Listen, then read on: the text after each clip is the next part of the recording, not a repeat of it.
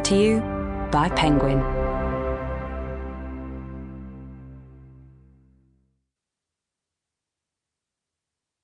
This Kind of Trouble by Tochi Eze.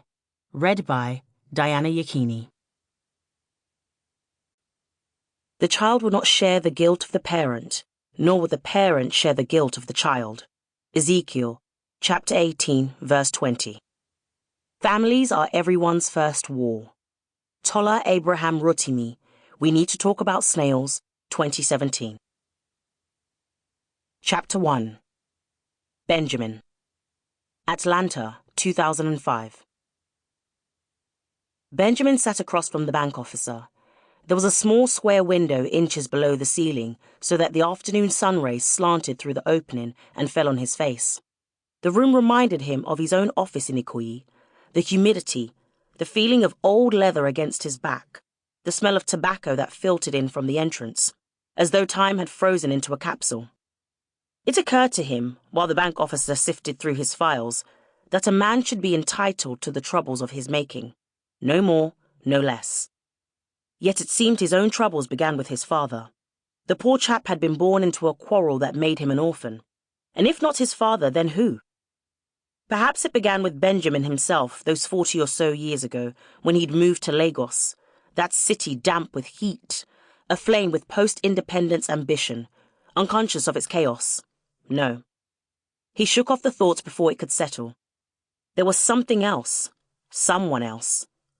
The conclusion was both familiar and inevitable, for his troubles indeed began with Margaret. Of course his nostalgia could have been the effect of the phone call from the night before. He'd woken up this morning and wondered if he dreamed it, if her voice, after these many years, could have stayed the same.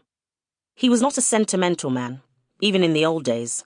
He had not given himself to the usual productions of romance, flowers, walking a woman to the salon, complimenting her dress and shoes, her nails, those long cosmetic talons. It was not his style. He'd loved his women the way his father had told him to, like a bird. One had to hover and watch. Affection was a matter of practicality. The bank officer was 42 years old, named Mark Troshinsky, after his Russian grandfather. His patrilineal family had moved to the United States in 1952. They were veterans, having fought in the Vietnam War. They bled for this country, the bank officer said, his eyes falling briefly on the small American flag on his desk. Last year, the bank officer continued, he'd had a health scare. He did not say what it was, and Benjamin did not ask. After the scare, he was thinking about early retirement. He wanted to spend time on the important things, he said. Benjamin nodded to indicate that he was listening, but his mind was now fully turned to Margaret.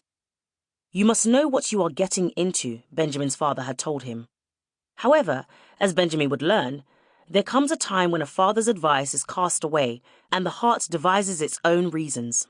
And when that time came for Benjamin, he followed an old cliché and fell for the great love of his life. Now he shifted slightly on his seat, an attempt to pull himself back to the present, to the bank officer's words. If it was a different day, if his mind was not crowded by the events of yesterday, by that phone call, Benjamin would have said something to the banker about the illusion of retirement.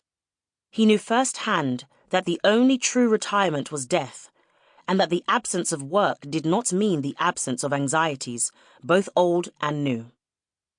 The bank officer had been to Europe, Thailand, and more recently Brazil, an avid traveller, proud of his worldliness. He pulled out a picture from the wallet in his breast pocket and showed Benjamin. The banker standing with 2 tanned teenagers, his daughters, Benjamin presumed, all 3 of them draped with red and black shawls. Benjamin smiled at the picture and asked about a painting that hung across his desk, performing, in his own way, that polite American curiosity. When Benjamin had first moved to the United States, he thought it absurd that he could learn intimate details of people's lives so casually, in train and bus stations. He still found it affecting that Americans could be so open and friendly, yet stubbornly private, generous with their stories but highly suspicious of any interest in their affairs. He smiled at the banker, then decided to offer his own gesture of a life. He shared how he too had travelled quite a bit, that he was originally from England, where he had his early education, that he had... Sample complete. Ready to continue?